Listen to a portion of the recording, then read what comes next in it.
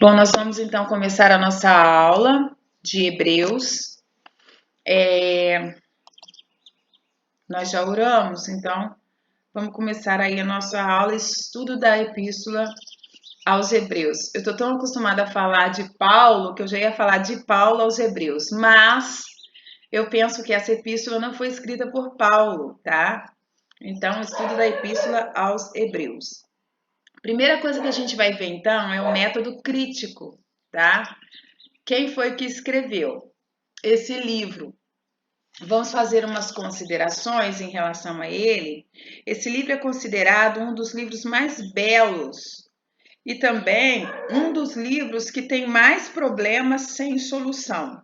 Eu não sei se você conseguiu ler esse livro de Hebreus agora. Eu vou falar para vocês o seguinte: se você não leu, leia esse livro. Você vai ver o estilo literário desse livro, a forma como o autor escreve. E eu penso que você vai conseguir detectar algumas diferenças em relação às epístolas paulinas. É muito legal quando a gente consegue ver a forma como o escritor escreve e consegue notar a diferença. A primeira coisa que a gente vê é que o autor não se identifica. E todas as epístolas paulinas, em algum momento, Paulo se identifica, ele se coloca como o autor do livro, tanto no início como às vezes na despedida, né? Eu, Paulo, escrevo, às vezes ele fala isso em algumas cartas, né? Então, a gente vê que para início a gente não tem essa descrição do autor. Esse livro ele realmente é um livro muito belo, é um livro muito lindo. A forma como o escritor aos Hebreus ele fala acerca de Cristo e a forma como ele eleva Cristo e compara Cristo com tudo que o ouvinte primitivo tinha e mostra que em relação à fé, em relação a crenças, Cristo é superior, é maior, é mais excelente, é melhor. Então, a forma como ele usa é uma forma muito joia. É muito legal de estudar esse livro escrito aos Hebreus, tá? Ele é chamado quinto evangelho, porque nos 4 evangelhos a gente tem o ministério de Jesus aqui na Terra. E nesse livro o escritor ele vai mostrar qual é o ministério de Cristo após a sua ascensão, depois que ele vai assunto ao céu. Então ele vai mostrar Jesus à direita de Deus intercedendo por nós. O que Jesus faz agora? Qual o ministério de Jesus agora? Então ele é considerado o quinto evangelho. E aí, ó, com clareza, Jesus é demonstrado como nosso grande sumo sacerdote que está à destra de Deus como nosso intercessor. É assim que ele demonstra Jesus, tá? Então vamos lá, método crítico. Método crítico, gente, a gente já sabe, né? A gente já vem estudando as epístolas aí paulinas. O método crítico vai falar quem escreveu, para quem foi escrito, de onde, para onde e quando, para a gente se situar na história, entender quem era o ouvinte primitivo, para a gente fazer a interpretação, ver o que o texto significou para o ouvinte primitivo no passado e para a gente fazer a aplicação que é trazer para os dias de hoje. Por que eu repito muito isso? Porque esse é um método muito bom de se estudar a Bíblia e nosso curso está acabando. Então você pode depois continuar o estudo da Bíblia a partir do método crítico, né? Entendendo o método crítico, você precisa entender o método crítico de cada livro da Bíblia para você fazer uma interpretação mais acertada em relação ao ouvinte primitivo, tá? Então, a autoria, eu escrevi aí, ó, não se sabe, só Deus sabe. Alguns estudiosos falam isso, alguns estudiosos falam aquilo. Existem muitas cogitações, tá, gente? Mas são cogitações de que Paulo tem escrito, de que Barnabé tem escrito, de que Apolo tem escrito. Áquila, Lucas. Há quem diga que foi uma mulher, que foi Priscila que escreveu, por causa da forma que se escreveu, diferente de todos os outros livros, tá? Então existem muitas cogitações, mas eu digo para vocês, quem escreveu o livro? Ninguém sabe, só Deus sabe quem escreveu o livro. Por aí a gente já vê que já é um problema. Eu li lá em cima aqui. Esse é o livro que tem mais problemas sem soluções. Por quê, gente? Porque quando o autor escreve um livro e você sabe quem escreveu, você conhece um pouco da vida do autor, um pouco da história do autor, do que ele passou, você consegue entender algumas coisas em relação àquilo que ele escreveu, porque tem a ver com o que ele estava passando, com a situação que ele estava vivendo e tal. Esse livro já começa com um problema sem solução, com uma pergunta sem resposta. Quem escreveu o livro? Ninguém sabe, só Deus sabe. Então não se sabe quem escreveu o livro, tá? Então, para quem, para onde e de onde foi escrito? Se a gente não sabe quem escreveu o livro, fica um pouco difícil saber também de onde foi escrito. Por quê? Porque o autor poderia estar em qualquer lugar. Mas aí a gente vai ver pistas no livro, ó. Este título aos Hebreus não se encontra nos originais, tá? Nos escritos originais não se encontra. Hilário, que foi do Ocidente, o primeiro a considerar o livro aos Hebreus, a primeira pessoa que falou assim, esse livro foi escrito para os Hebreus. Percebemos, quando a gente lê o texto, a gente consegue visualizar isso. Mais tarde, Agostinho e Jerônimo, também do Ocidente, consideraram. E no Oriente também ele era aceito por Orígenes. Então, é unânime que o livro foi escrito para os hebreus. Quando a gente lê, a gente consegue ver que o livro foi escrito para um judeu, gente, para os hebreus. Isso é fato da leitura do livro, tá? Mas foram escritos para que judeus? Os judeus cristãos, a teoria mais antiga e mais aceita é que foram escritos para os judeus cristãos. E aí se pergunta, judeus palestinos? Judeus de Jerusalém? Que judeus era esse? Aí, alguns dizem que não poderiam ser os judeus da Palestina, de Jerusalém e da Judéia, porque eles ouviram o evangelho de primeira mão. E aí, quando a gente lê Hebreus capítulo 2, versículo 3, nos dá a entender uma outra coisa. Olha só, vamos abrir lá, eu peço que vocês abram, tá? Hebreus capítulo 2, vamos deixar aí o livro aberto, tá? Versículo 3 fala assim, ó.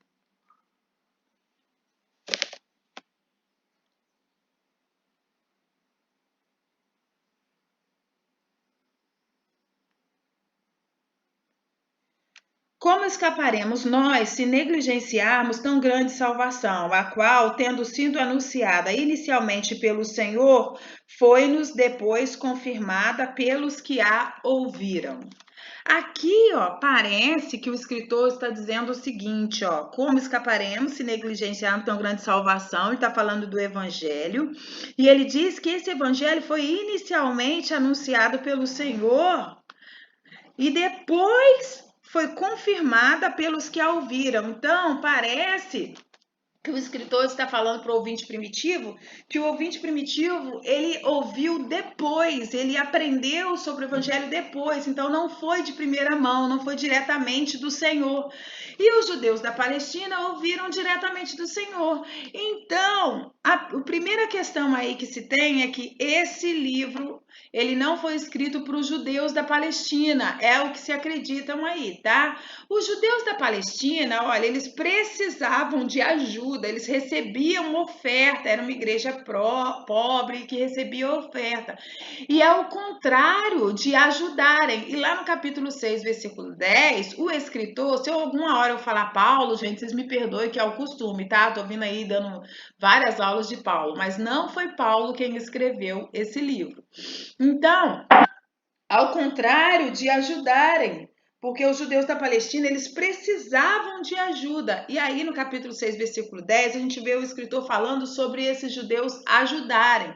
Então, o que que acontece? Acredita-se que ele não escreveu para os judeus que estavam na Palestina, que acredita-se que ele escreveu para os judeus dispersos, que estavam em outro lugar, fora da Terra Santa. Aí no capítulo 13, versículo 2, vamos abrir lá. Hebreus, capítulo 13, versículo 2, vai falar o seguinte, ó. Hebreus, capítulo 13, versículo 2.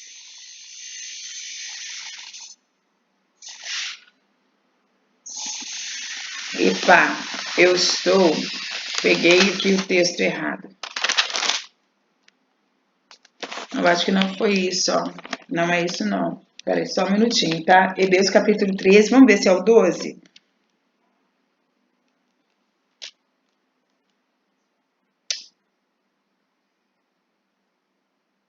Eu anotei o versículo errado aqui, peraí.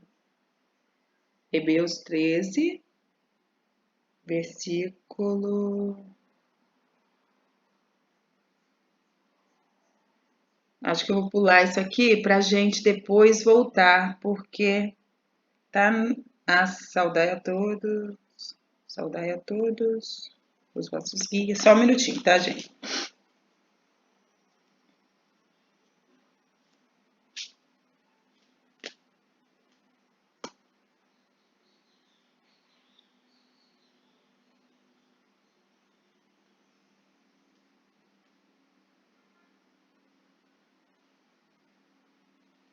Eu acho que é o versículo 24.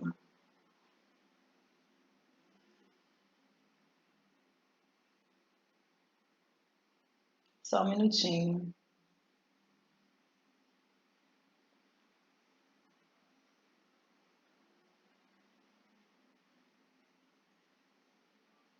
Sim, vamos para o 24. 13 e 24. Ele fala o seguinte, ó. Saudai a todos os vossos guias, bem como todos os santos. Os da Itália vos saúdam. Hebreus, capítulo 13, versículo 24, ele fala o seguinte, ó. Os da Itália vos saúdam. Presta atenção nisso que eu vou falar para vocês. Alguns acreditam que o autor, o escritor, ele estava, a gente sabe que Itália é Roma, né? Em Roma. Alguns acreditam que o autor, ele estava em Roma, escrevendo uma carta para uma igreja de hebreus, para os hebreus que estavam dispersos. E aí, esse autor, alguns acreditam que ele estava em Roma, na Itália, e ele escreve a carta e ele fala assim: os que estão aqui comigo da Itália vos saúdam. A Itália, os cristãos da Itália, eu estou na Itália e os cristãos da Itália vos saúdam. E aí escreveu essa carta para qualquer outro lugar. Alguns acreditam assim quando leem esse versículo 24. E alguns acreditam da seguinte forma: que ele está em qualquer outro lugar escrevendo para a Itália, para Roma. E aí, desse qualquer outro lugar que ele está, ele escreve a carta e ao final ele fala: os da Itália, conterrâneo de vocês, que são daí de onde vocês estão, vos saúdam. E aí ele faz a despedida. Deu para vocês entenderem a diferença aí, os dois tipos de interpretação? Vou repetir. É como se eu estivesse no Rio de Janeiro escrevendo uma carta para Volta Redonda.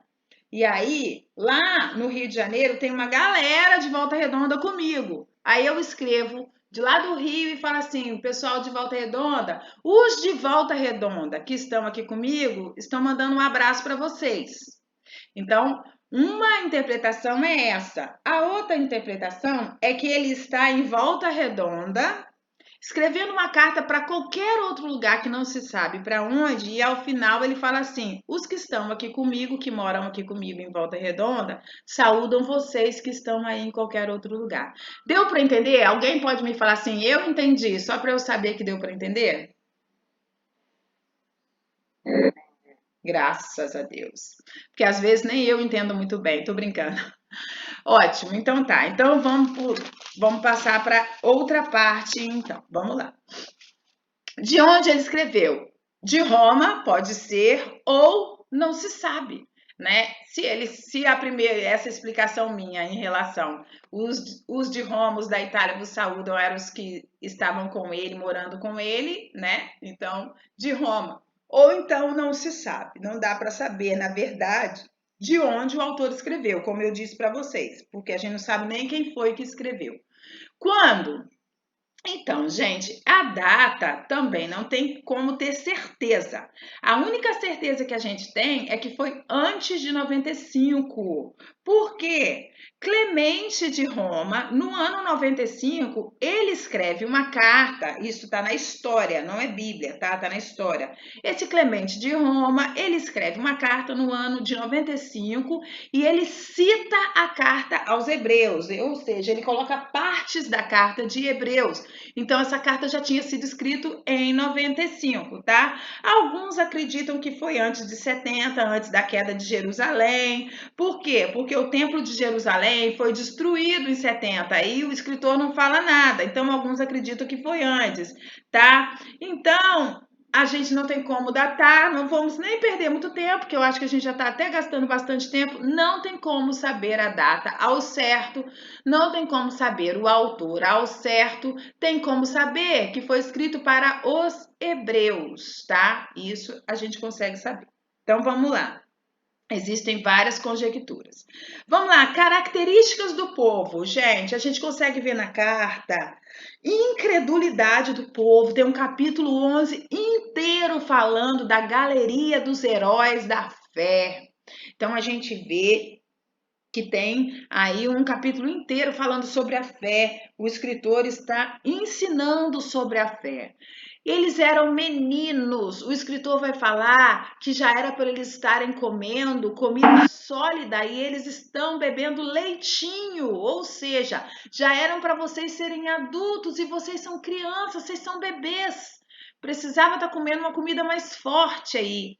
A gente vê aí no 5:11 que eles são tardios em ouvir, tá?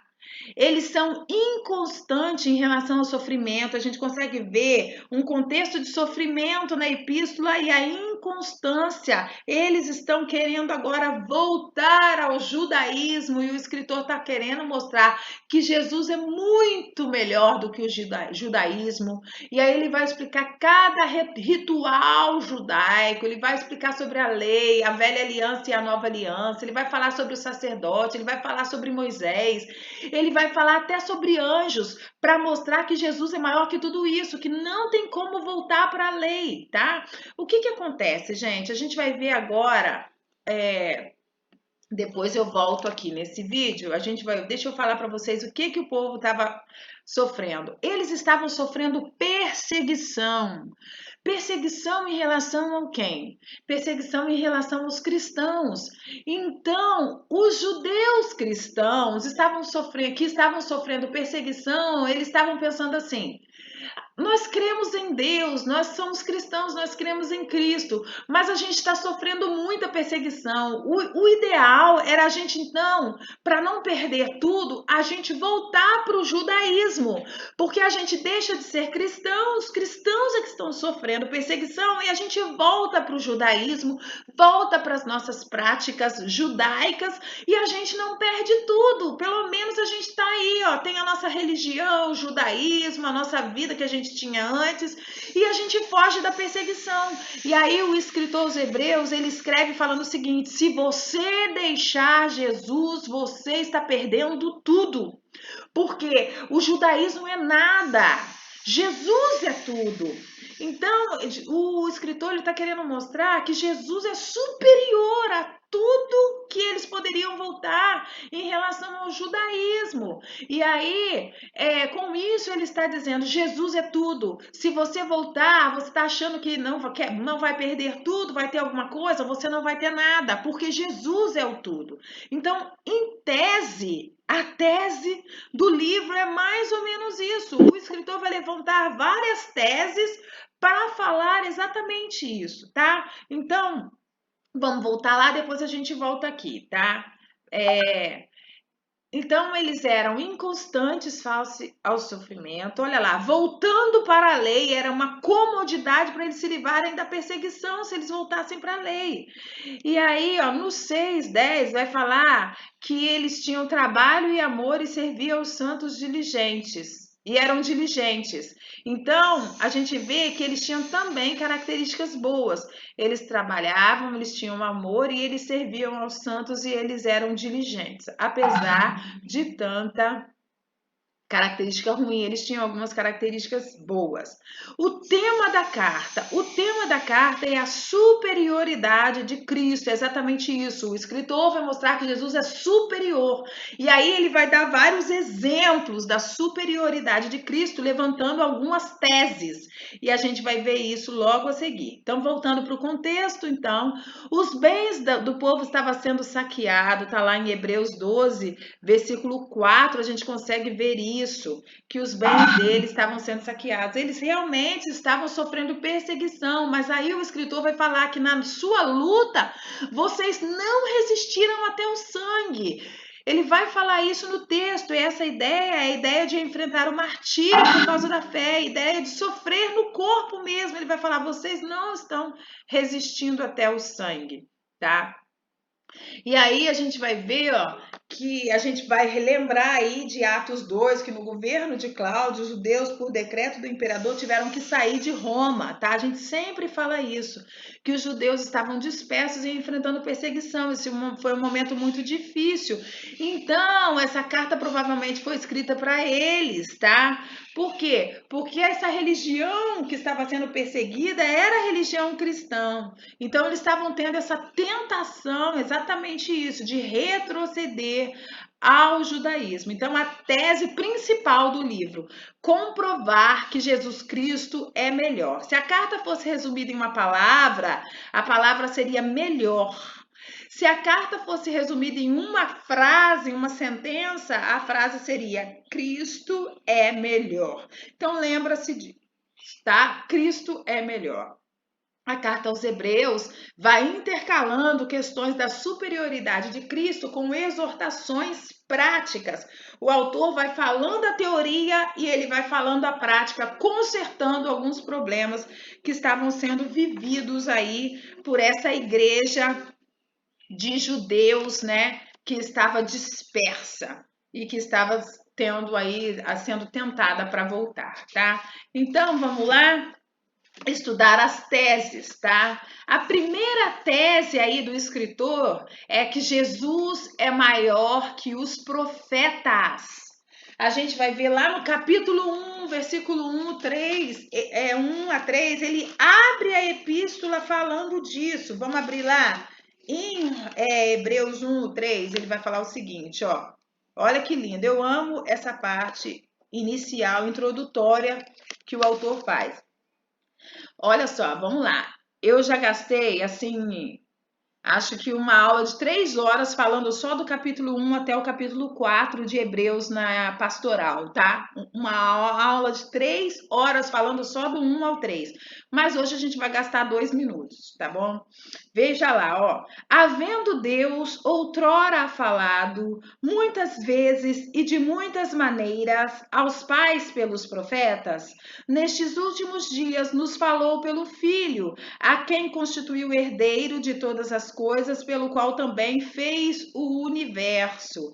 Ele que é o esplendor da glória e a expressão exata de seu ser, sustentando todas as coisas pela palavra do seu poder. Depois de ter feito a purificação dos pecados, assentou-se à direita da majestade nas alturas. Então, a primeira coisa que o autor está entrando aí, ele está começando a falar aí, ó, ele diz o seguinte, ó, havendo Deus outrora falado, então, Deus falou, quando que ele falou? Outrora, né? Deus falou outrora, e vamos pensar aí, ó, quem é que falou? Deus. Quando ele falou outrora, havendo Deus outrora falado, essa é a primeira sentença que está reconhecendo a autoridade divina dos textos do Antigo Testamento. Ele está dizendo aí que Deus Outrora onde? Lá no Antigo Testamento, Deus outrora falou pelos profetas. Olha só, então, quantas vezes ele fala? Deus fala muitas vezes. O escritor vai falar, tendo Deus outrora falado muitas vezes. Então, várias porções do Antigo Testamento Deus está falando. De que forma que Deus falou? De muitas maneiras, é o que o autor está falando. E que maneiras são essas, né? Ele usou, que maneiras são essas que Deus usou para falar no Antigo Testamento? Visões, sonhos, voz audível, Urim, Tumim. Quem estudou aí o Antigo Testamento sabe do que eu estou falando, né? Urim, Tumim.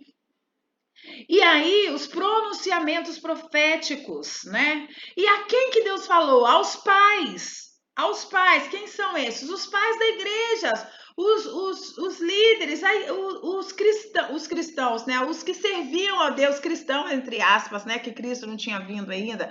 Mas aqueles que serviam a Deus no Antigo Testamento. Por quem que ele falou? Pelos profetas. Então, agora ele vai falar do caráter desse mediador. Ele falou primeiro pelos profetas e agora, nos últimos dias, ele está falando pelo Filho. Veja que mudou a transmissão, a forma de falar mudou. O autor aqui aos Hebreus está falando assim, Deus outrora ele falou pelos profetas, agora ele está falando através de Jesus. Então, ele está dizendo que nesses últimos dias, Deus falou através de Jesus. E aí ele vai falar quem é Jesus, começa a descrever Jesus e mostrar que Jesus é maior, Jesus é superior aos profetas. Ele vai falar agora as qualidades de Jesus. Ele vai dizer no capítulo, depois do capítulo 1:3, ele vai dizer, ó, vamos lá. Ele vai dizer, ó, ele é o resplendor da glória, ele é a expressão exata do seu ser, sustentando todas as coisas pela palavra do seu poder, depois de ter feito a purificação dos pecados, assentou-se à direita da majestade, nas alturas, tendo se tornado tão superior aos anjos, contendou mais excelente nome do que eles. No 4, ele já começa a falar que Jesus é maior que os anjos. Mas vejam que até o 3 ele vai dizer que Jesus é o herdeiro de todas as coisas, que Jesus é o criador do universo, que Jesus é o resplendor da glória e a expressão exata do ser de Deus, que Jesus é o criador, que Jesus é quem sustenta o universo, que Jesus é o redentor, que Jesus é o governador. Tudo isso para dizer que Jesus é superior aos profetas. Por isso que a gente gastou muito tempo estudando isso na pastoral, porque a gente estuda item por item. Jesus é maior do que os profetas, é isso que o escritor está querendo dizer. Segunda tese aí, começa no 4, ele já fala que Jesus é superior aos anjos. E aí no 14 ele vai falar quem são os anjos. Então vamos lá, no capítulo 1, versículo 14, ele vai falar, ó, no 14. No 1,14 ele vai falar. Não são todos eles espíritos ministradores enviados para serviço a favor dos que hão de herdar a salvação? Ele está falando agora dos anjos, que os anjos, eles são espíritos ministradores, eles são, é como se eles fossem diáconos, eles vivem para servir a igreja. Olha, quem são os anjos? Eles vivem para servir a igreja. Então, ó, eles são criados, é o que o texto vai dizer aí, ó, no 1,14, que eles são criados. Eles não existiram, eles tiveram um começo, os anjos. E aí, ó, Jesus, ele não foi criado. Jesus, ele é o criador. Jesus não é ministro no sentido de subalterno, mas ele é um com o Pai, ele é um coigual com o Pai. Jesus foi quem operou a obra da redenção, foi ele quem fez o sacrifício da redenção. E os anjos não podem fazer isso, tá? Nenhum anjo foi entronizado, Jesus foi entronizado à destra de Deus. Isso que o escritor está querendo mostrar para provar que Jesus é superior do que os anjos. Ele quer mostrar a magnitude de Deus, a superioridade de Cristo, né? A superioridade de Cristo. Para mostrar para o ouvinte primitivo que se ele deixasse de ser cristão, deixasse de servir a Cristo, ele estava perdendo tudo, estava achando que ia ficar com alguma coisa, o fato de voltar ao judaísmo. E aí ele está mostrando: o judaísmo perto de Jesus é nada, você vai ficar sem nada. É isso que acontece se você deixar o cristianismo, se você deixar a Cristo. E aí no capítulo 1:5, a gente tem uma PD, que é uma passagem difícil. Então, está escrito o seguinte, ó: pois qual dos anjos disse jamais: tu és o meu filho, eu hoje te gerei? Como assim? Jesus foi gerado por Deus? Jesus foi criado por Deus? A gente acabou de se falar que ele é um coigual, que ele não foi criado e que ele criou todas as coisas e sustenta todas as coisas. Não está contradizendo falar: eu hoje te gerei? Então, eu penso que essa é uma PD, essa é uma passagem difícil. E aí existem algumas opções, tá? Essa expressão realmente escapa ao nosso entendimento se a gente for entender no literal, tá? Porque quando a gente pensa em gerar, em criar, a gente pensa em um tempo específico onde a pessoa foi criada e foi gerada. E Jesus é eterno, né? Ele não tem um tempo específico onde ele foi criado, gerado. Ele é desde o princípio. No princípio ele já era. No princípio era o verbo era Deus e estava com Deus. Então, como explicar esse termo aí? Então, a primeira opção aí é que alguns acreditam e defendem essa tese, é que o Filho é eternamente gerado. Nos dá a entender que nunca houve um tempo em que ele não tenha existido, tá? Esse quando fala eu hoje te gerei, mas é que ele é eternamente gerado, tá? É o que se acredita. É uma linha de pensamento aí que acredita que Jesus ele é eternamente gerado no sentido de que nunca houve um tempo em que ele não existiu. Uma outra opção, que é uma opção também interessante, é acreditar que aqui está sendo dito em relação à encarnação de Jesus. Eu hoje te gerei no sentido de que hoje você foi encarnado e gerado, entre aspas, para que o mundo te recebesse, nesse sentido. Eu gosto também dessa opção, dessa segunda opção, acreditar que nesse ponto aqui está se falando sobre a encarnação de Jesus, tá? Então vamos lá. Questões exortativas. Aí logo no capítulo 2, a gente já começa com algumas questões exortativas. O escritor vai falar sobre a negligência e ele começa a falar aí também em relação ao ministério que foi dado aos anjos. E aí ele vai falar: se para os anjos que desobedeceram teve uma sentença rígida para a humanidade, e aí isso nos reporta aos anjos que se rebelaram contra Deus, que foram expulsos do céu, a história que a gente já sabe. Então o escritor aos Hebreus, ele está falando assim: se para esses anjos teve uma sentença brusca, uma sentença rígida, quanto mais uma sentença para a humanidade que rejeitar não os anjos, que rejeitar o próprio Cristo. Quanto maior será a sentença. Então ele começa a falar do perigo de se rejeitar a Jesus e da grande sentença que pode existir em relação a essa rejeição de Jesus. Ele começa a falar então essa parte prática. Então aqui, ó, eu tenho aqui segunda tese, Jesus é superior aos anjos. Eu esqueci de apagar esse pedacinho aqui. Nós vamos para a terceira tese, porque eu já falei aqui, ó, sobre essa segunda tese, só que eu esqueci de apagar esse pedacinho pequenininho. Então vamos lá, terceira tese. Superioridade de Cristo em relação a Moisés. Vamos pensar, eles estavam querendo voltar ao judaísmo. Para o judaísmo, pessoal, quem que era Moisés? Vamos pensar quem era Moisés. Moisés é o grande libertador. Moisés é o grande legislador. Moisés é o grande líder.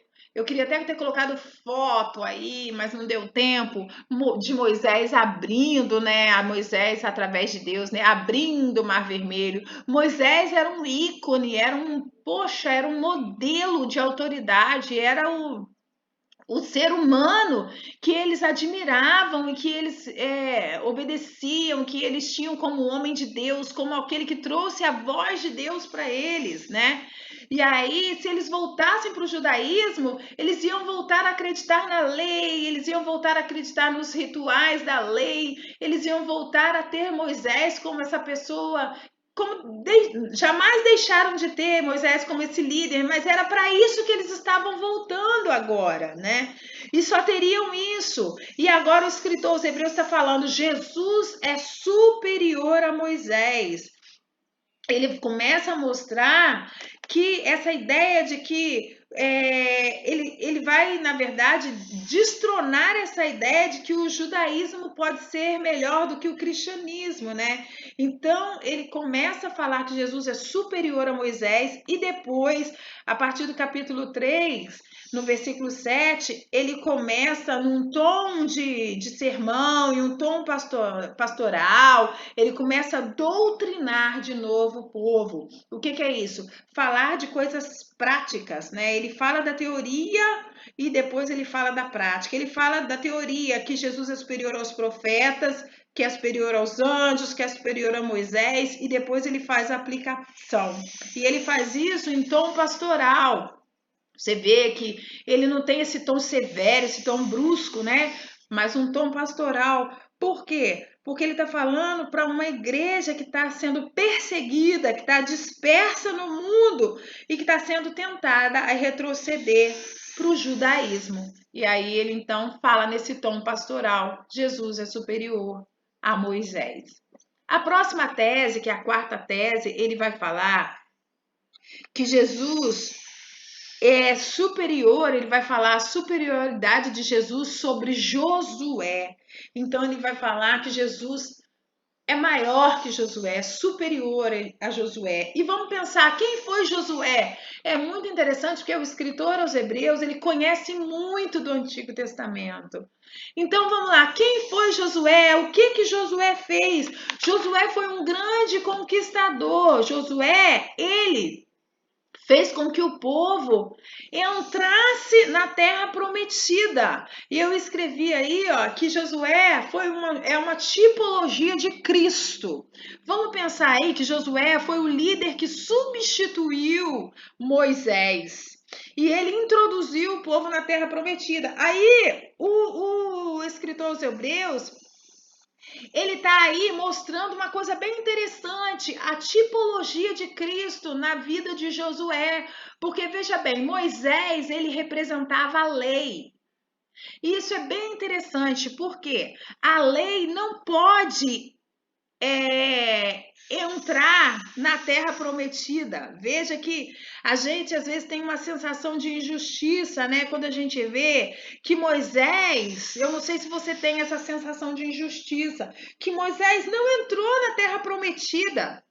Quando eu estudei o livro de Deuteronômio, e eu fiz aquela estrutura que eu dou para vocês sempre ao final, eu fiz um homenzinho em pé, olhando com a mão no rosto assim, olhando a terra prometida em cima do monte, porque isso me marcou de forma muito grande nesse livro. dizendo. Ele viu a terra prometida de longe, Moisés, mas ele não entrou. Eu fico pensando, uma pessoa que foi chamada com 80 anos de idade, que passou 40 anos no deserto, na hora de entrar na terra prometida, ele foi substituído.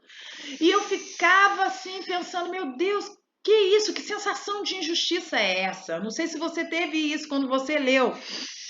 Mas o que acontece? Josué substituiu Moisés, ele é uma tipologia de Cristo, e essa tipologia ela é explicada da seguinte forma: Moisés não pode entrar na terra prometida porque ele simboliza a lei, e a lei não pode entrar na terra prometida. Qual que é o papel da lei? Paulo já escreveu isso em Gálatas, né? A lei nos serve de aio para conduzir a Cristo. A lei é uma ponte para nos conduzir a Cristo. Mas no final da ponte você entra, né? A lei nos leva até Cristo, mas ela é uma ponte. E quando termina a ponte é que você entra na terra prometida. Então houve um marco aí, né? Moisés representa a lei e Josué é um tipo de Cristo, porque é ele quem faz com que a gente entre na terra prometida. Então, qual é o papel da lei? É nos levar a Cristo. A lei, ela não nos salva, mas ela nos apresenta quem salva. Moisés não nos salvou, mas ele não salvou o povo, mas ele apresentou a forma de salvação, né? Então Josué o substituiu e fez com que o povo entrasse na terra prometida. Então, uma coisa que a gente pode ver aí, que Josué, sendo o tipo de Cristo, né? Ele é uma tipologia de Cristo, né? É um modelo, né, de Cristo. A gente vê que ele introduziu o povo a uma terra que não era permanente, né? Mas Jesus é quem vai introduzir-nos a Canaã celestial, né? Essa Canaã, essa vida eterna, né? Então, a tese aí do escritor aos Hebreus é que Jesus é superior a Josué. Josué introduz o povo numa terra, numa espécie de descanso, mas é um descanso temporário, né? A gente vê depois quantas guerras o povo dentro de Canaã terrena teve que passar, né?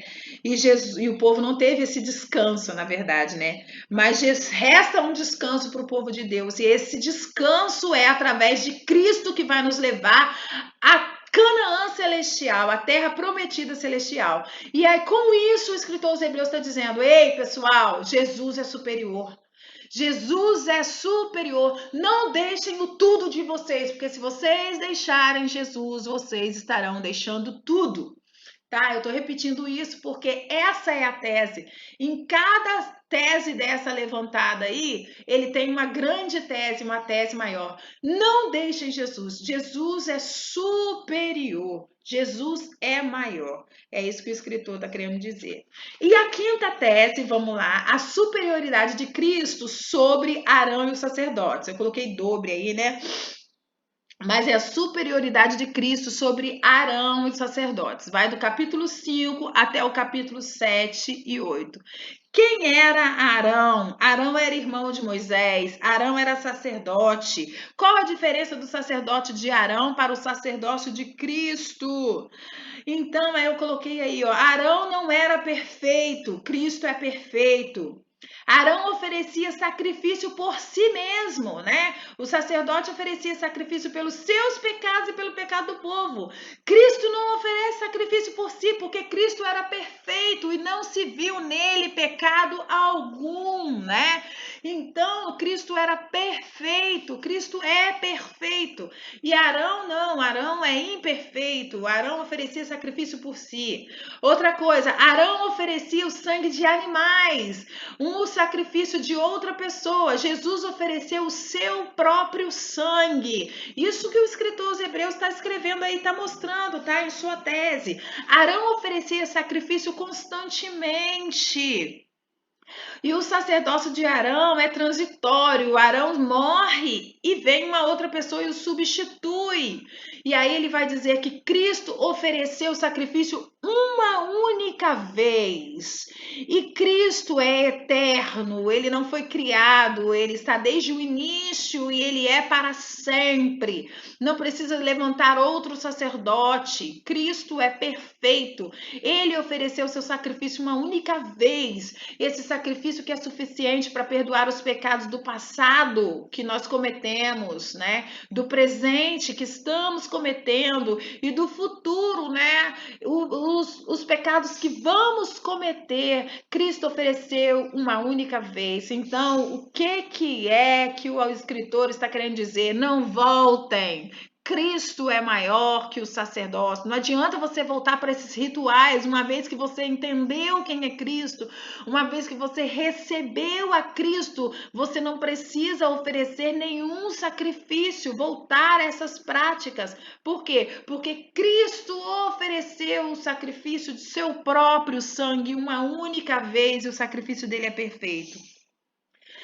Sangue de cordeiro, de bode, de animais resolve o problema do pecado? Não, não resolve o problema do pecado. Então, por que que Deus mandou fazer? A gente vê aí, ó, que o próprio escritor aos Hebreus fala que tudo que foi escrito para o nosso ensino. Então, por que que Deus mandou fazer sacrifício?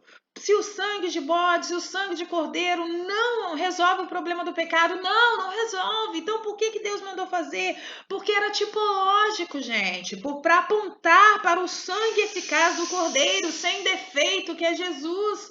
Porque desde o início, o Antigo Testamento, de Gênesis a Malaquias, aponta para Jesus, mostra o perfeito, né? E aponta para aquele que viria, que é perfeito. Então, não abandonem aquele que é perfeito. Jesus é superior. É isso que o autor está falando em suas teses, tá? E aí, ó, Jesus, sacerdote da ordem de Melquisedeque. É interessante a gente estudar sobre Melquisedeque, a gente vai ter muito tempo para estudar.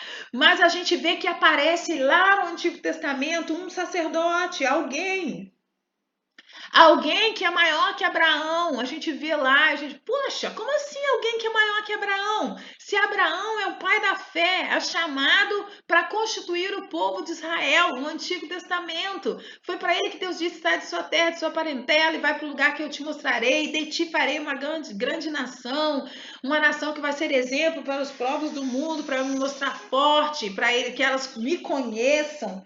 E aí, Abraão era o mega power, né? Abraão é o pai da fé, né? Os hebreus tinham Abraão como pai Abraão, né? Você vê que eles chamavam Abraão de pai Abraão. E agora, o escritor aos hebreus puxa isso lá no Antigo Testamento e começa a explicar isso, né? Ele explica isso. Quem é Melquisedeque, né? Melquisedeque é rei de Salém, que significa rei de justiça, rei de paz. Melquisedeque é também sacerdote. Opa, ele é rei e sacerdote? Olha aí, ó. A gente vê nos dois aí, rei e sacerdote, em uma pessoa só. Ele é sacerdote do Deus Altíssimo. Ele é rei e sacerdote. Melquisedeque abençoou Abraão. Veja que Abraão era o homem que tinha a bênção. E agora aparece alguém do nada que abençoa aquele que tinha a bênção. Veja que ele recebeu o dízimo de Abraão. Abraão deu o dízimo para ele. Então, quem recebe o dízimo, quem abençoa é maior.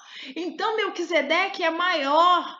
Melquisedeque é superior. Quem é esse Melquisedeque? Que ele aparece do nada, sem genealogia, né?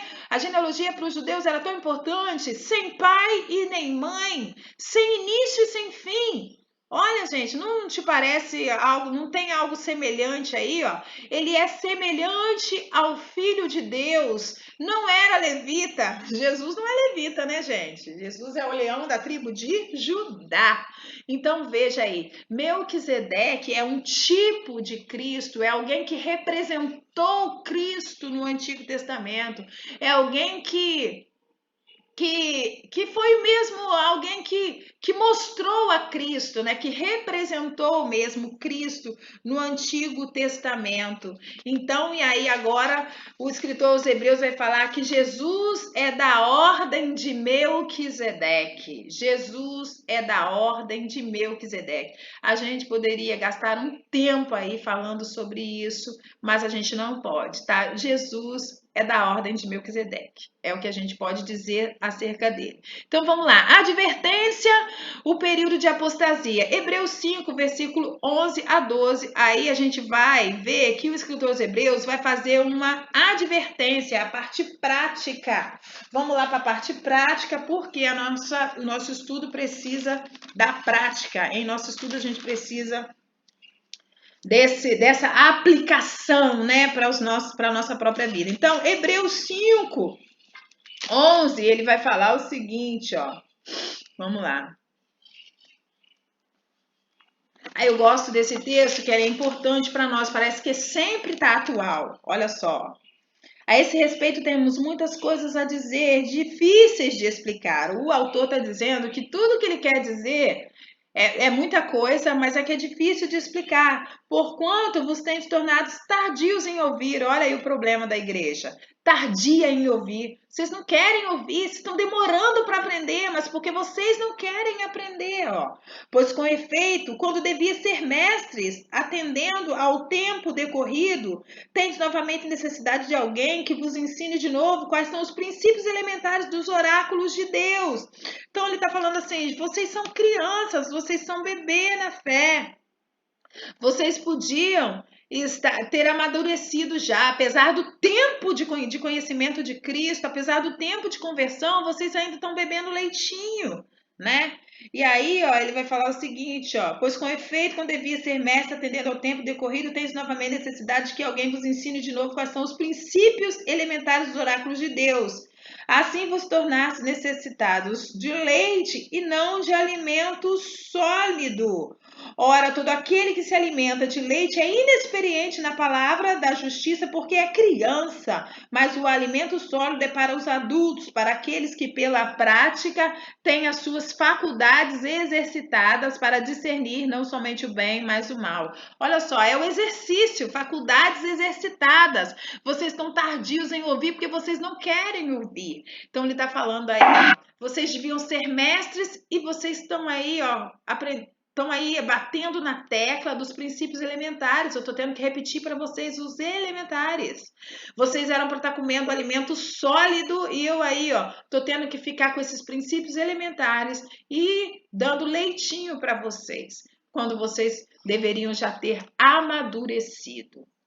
E aí, a partir do capítulo 6, ele vai tratar de alguns problemas graves, tá? E aí a gente tem uma outra PD, uma outra passagem difícil, que é capítulo 6, versículo 4 a 6. Em relação a esses capítulos, não há consenso acerca do significado, tá? Não há consenso, existem muitas possibilidades, tá? Existem muitas linhas teológicas, existem pessoas que param para discutir sobre esse tema e ficam o dia inteiro e não chegaram a uma conclusão, unânime, tá?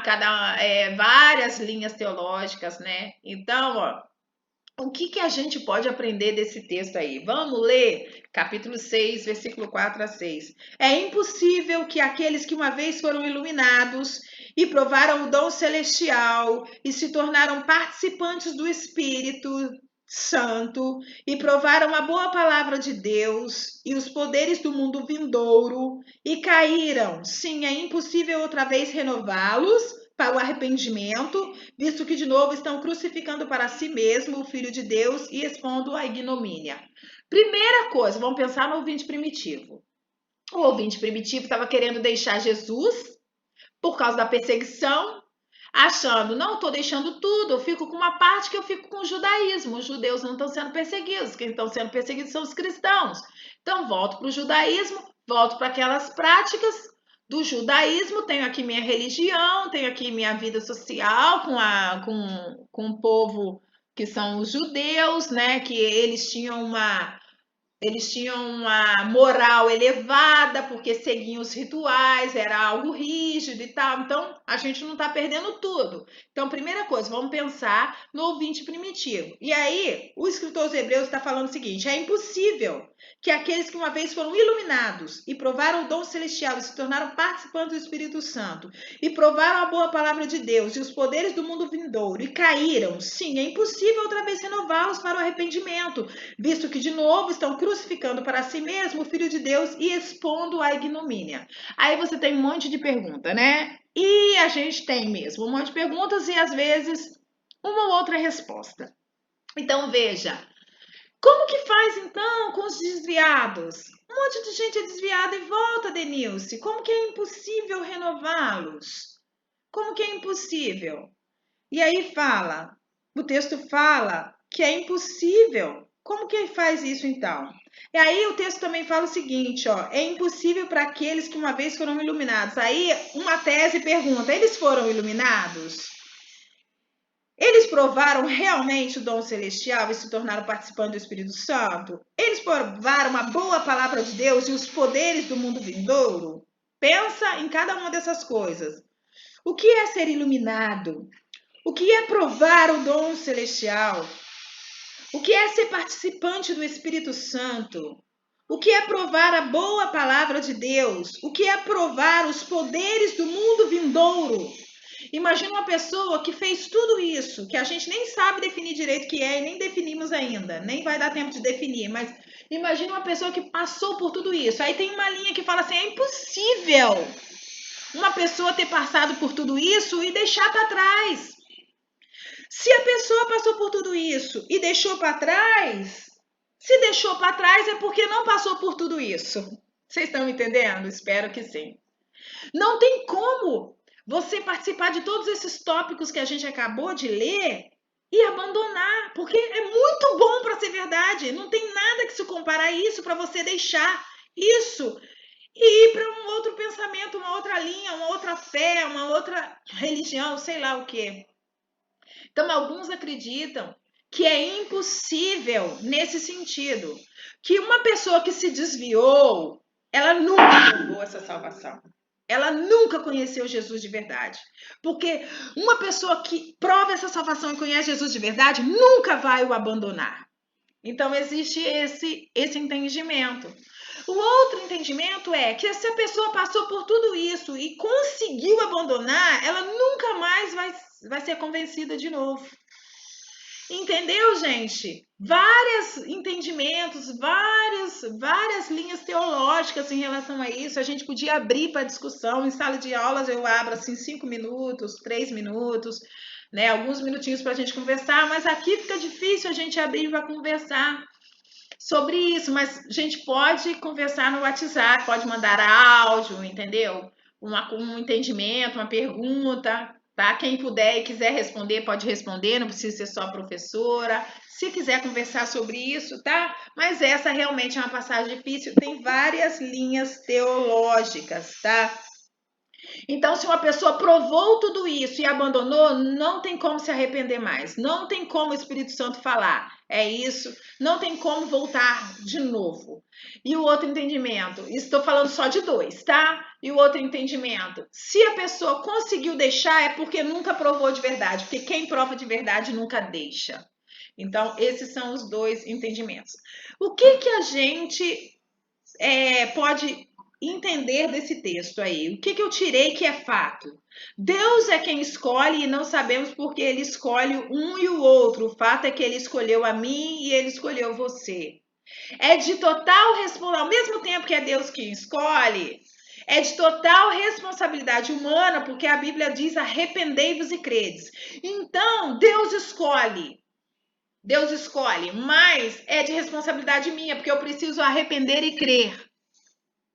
O versículo de João 3,16 diz que Deus amou o mundo e deu o seu filho. Então, acredita, né? Uma linha de pensamento aí, né? Aí tem o arminiano, enfim, tem várias linhas, né? Mas aí que vai falar que Deus escolheu a todos. Porque Deus amou o mundo e deu seu filho para que totalidade, aquele que nele crê. Então, Deus escolhe, sim. Não sabemos porque ele escolhe um porque ele escolhe outro, e aí eu poderia até escrever, ele escolhe todos, o fato é que ele escolheu a mim. Ponto. Escolheu você que está aqui nessa escola. É sua responsabilidade, é a responsabilidade do homem, porque a Bíblia diz que tem que se arrepender e tem que crer. Essa responsabilidade é nossa e nós seremos julgados por nossa negligência. Seremos julgados se negligenciarmos tão grande salvação, é o que o escritor diz. E lá em Ezequiel 33:11 você vai ver também sobre isso. Deus não tem prazer na morte do perverso, porque ele quer que o perverso se converta e viva. Ele quer que todos se convertam. Jesus diz que aquele que vem a mim, de maneira nenhuma eu lançarei fora. Então, Deus não rejeita um coração contrito e quebrantado. Deus manda se arrepender, Deus manda crer, Deus manda se voltar para Ele. Então, Deus está aberto. Deus já deu o primeiro passo, que é envio de Jesus para a salvação a todo o que crê. Mas é preciso se arrepender e crer, tá?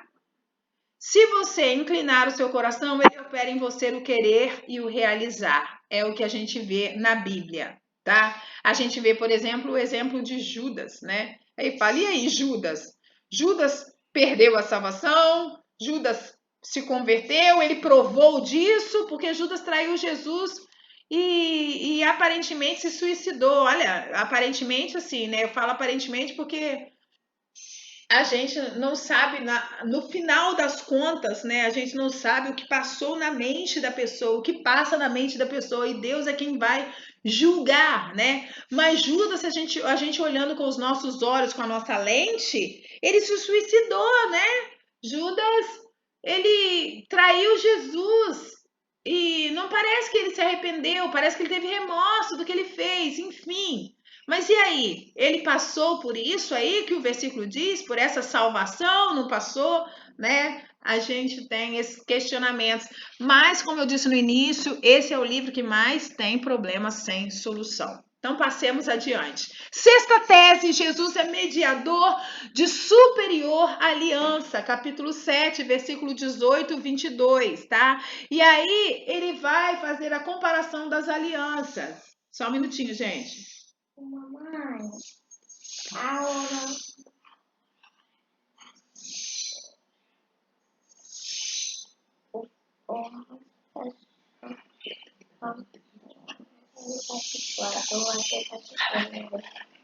Então, voltando aqui, parei um tempinho para aqui dar uma atenção para minha filha. Vamos voltar. Então, sexta tese, Jesus é mediador de superior aliança. Aí a gente vai ver aí a comparação das alianças, tá?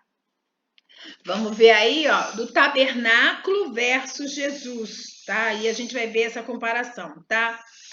Então, na antiga aliança, ora, preceitos de serviços sagrados. Na nova aliança, é Jesus.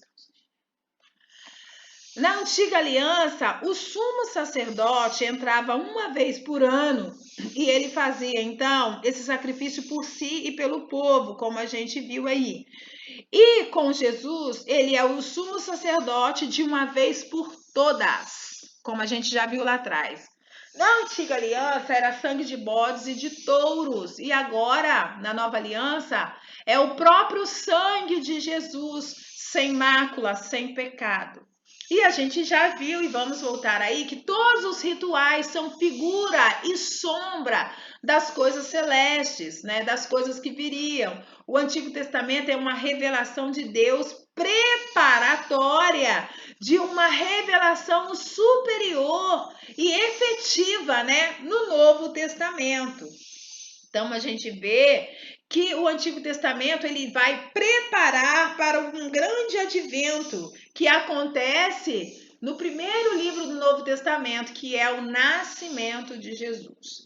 Deus falou nos dois períodos, no Antigo Testamento, que foi a palavra falada, e no Novo Testamento, a palavra gravada em nossos corações. Tudo isso para mostrar a superioridade de Jesus. Jesus é mediador de uma aliança superior, mostrando a superioridade de Jesus. E, gente, lindo, lindo é o capítulo 11, que vai falar sobre essa galeria né, dos heróis da fé. Ele vai falar sobre o acesso a Deus que nós temos através da fé. E ele vai mostrar esse acesso na vida das pessoas, no exemplo forte de fé de algumas pessoas. E aí ele vai citar alguns nomes falando sobre a fé e a atitude de fé que essas pessoas tiveram, lá no capítulo 11. O primeiro sermão que eu fiz e preguei na minha vida foi acerca do capítulo 11 e falei sobre os heróis da fé. E um versículo que fala fortemente comigo é o 11:38, que diz o seguinte, ó: eles eram homens dos quais o mundo não era digno. Olha, esses homens, que lindo, né, gente? Pessoas que viveram aqui nessa terra, o escritor aos Hebreus está falando que eram homens dos quais o mundo não era digno, errantes pelos desertos, pelos montes, pelas covas, pelos antros da terra. E aí no 39 vai falar: todos esses que obtiveram bom testemunho por sua fé, não obtiveram, contudo, a concretização da promessa. Por quê? Vai falar que eles não viram Jesus, né? Eles tiveram fé, eles acreditaram, mas eles não tiveram essa concretização da promessa. Mas são exemplos fortes de fé, homens dos quais a terra não era digna. E depois, no capítulo 12, ele vai falar sobre exemplo de renúncia de Jesus e o seu sofrimento. Ele vai falar da parte prática de novo, ele volta a falar da parte prática e vai falar de exemplo de Jesus no sofrimento e vai dar algumas recomendações. E aí o escritor vai se despedir, tá? Então, esse é o estudo do livro de Hebreus, bem resumidamente. Vai acabar a nossa gravação aqui, mas antes eu vou mostrar para vocês. Antes não, né? Porque quando eu sair dessa tela já vai acabar a gravação, mas vou deixar disponibilizado para vocês a estrutura do livro. E nós vamos agora ver a estrutura do livro, tá bom?